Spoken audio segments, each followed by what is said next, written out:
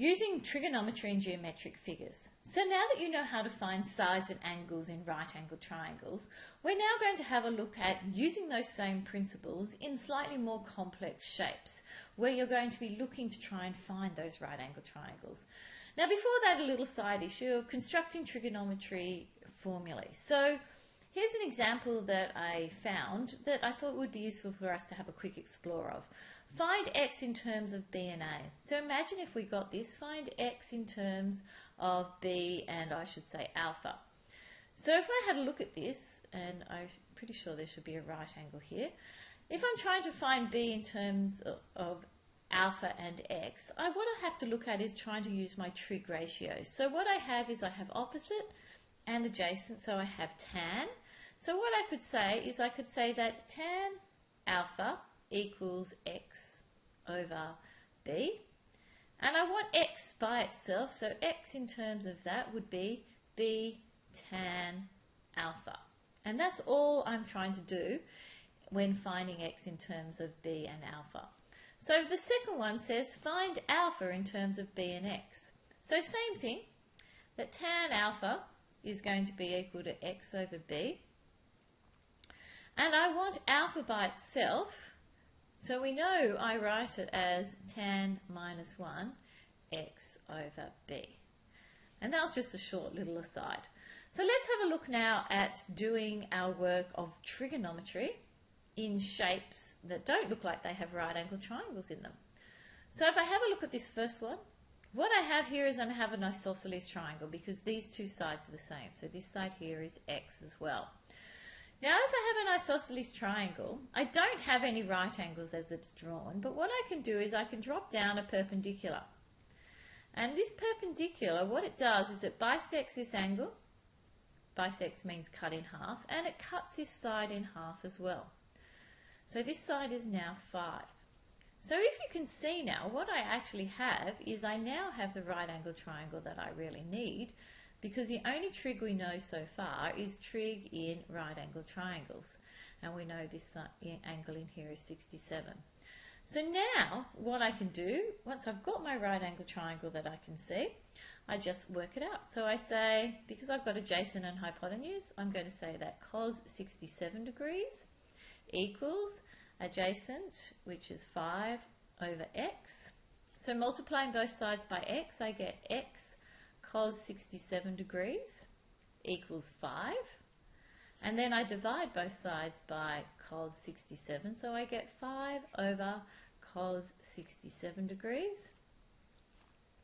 And that gives me x being 12.7965 and so on, which is 12.8 to 3, that should be 80 because it was to 4 sec figs, because that's what it said in the question. So once we know how to recognize this, it just becomes the same question over and over again. So once again, I have a look. I've got a triangle here. I've got two sides the same, so it's an isosceles triangle.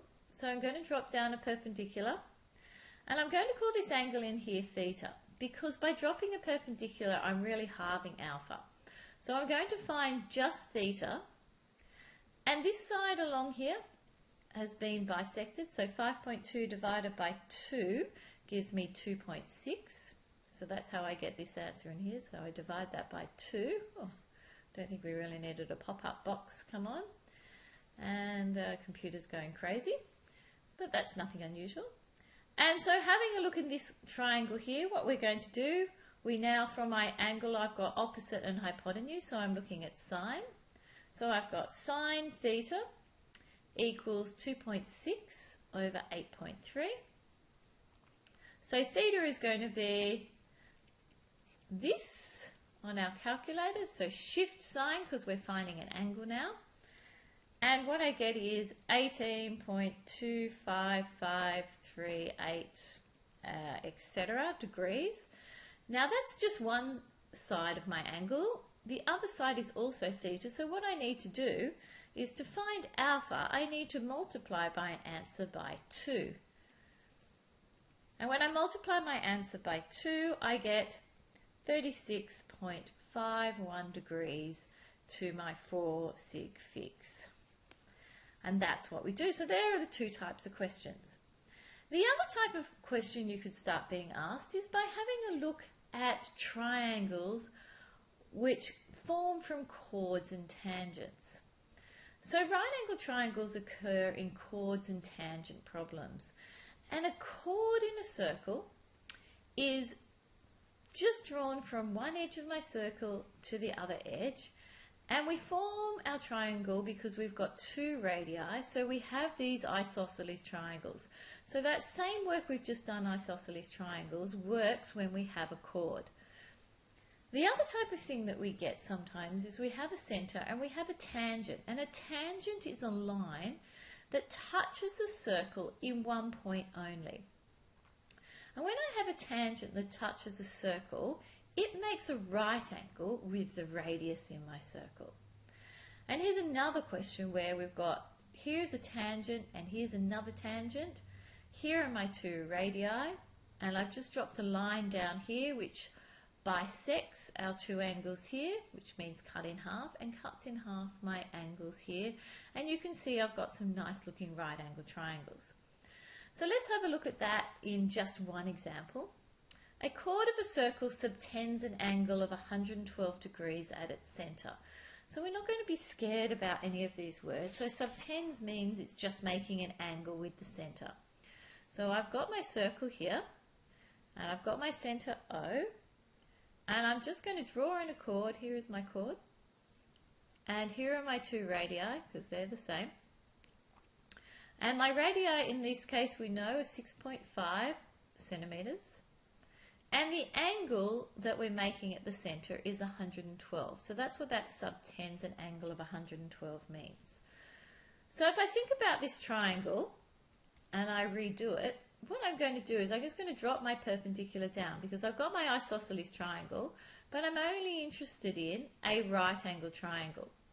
So I've got 6.5 here, I've got this, and the question is finding the length of the chord. So I'm just going to find this small length of the chord. I'm going to call it x. And this angle of 112 has been cut in half.